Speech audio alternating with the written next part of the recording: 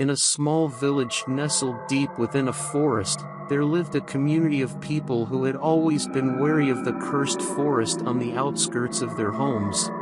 Tales of missing people and strange occurrences within its depths had plagued the village for centuries, and the fear of the unknown kept the villagers from venturing too close. But Sarah, a young woman from the neighboring city, was not afraid. She had heard the stories, but to her, they were just that, stories. So when she suggested to her friends that they spend the weekend in the cursed forest, they readily agreed. As they arrived in the village, the locals warned them against entering the cursed forest, recounting tales of those who had never returned. But Sarah and her friends shrugged off their warnings and began their adventure into the unknown. The forest was dense, and the trees were twisted and gnarled, casting eerie shadows that played tricks on their eyes. The further they went, the more the atmosphere thickened with an unexplainable sense of foreboding. As the sun began to set, strange things began to happen. They heard whispers on the wind, felt cold fingers brush against their skin, and saw shadows darting behind trees.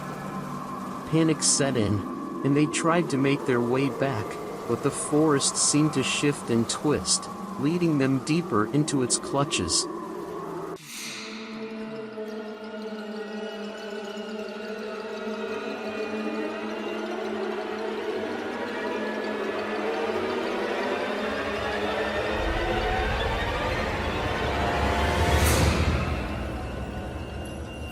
Exhausted and afraid, Sarah and her friends stumbled upon an old book buried beneath a pile of leaves.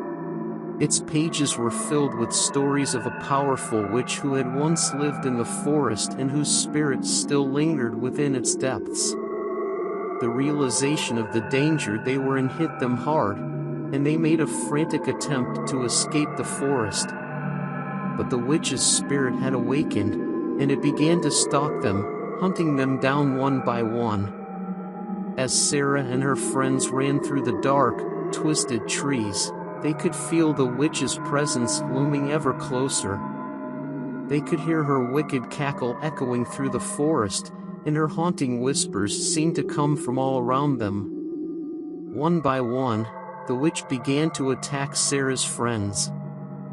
First, it was Thomas, who was dragged away by an unseen force before they even knew what was happening.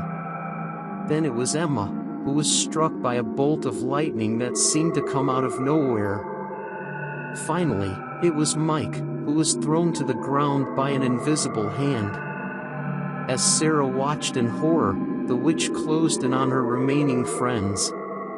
She saw as the witch's dark tendrils of magic began to wrap around them, suffocating them and pulling them deeper into the forest. She could hear their screams as they were dragged away, one by one. Sarah tried to save them, but the witch's power was too strong. She was flung back by a powerful force, leaving her dazed and confused. As she lay on the ground, she could see the witch's glowing eyes staring down at her, filled with malice and hatred. It was then that Sarah knew she had to escape. She pulled herself to her feet and ran as fast as she could, the witch's laughter following her every step of the way.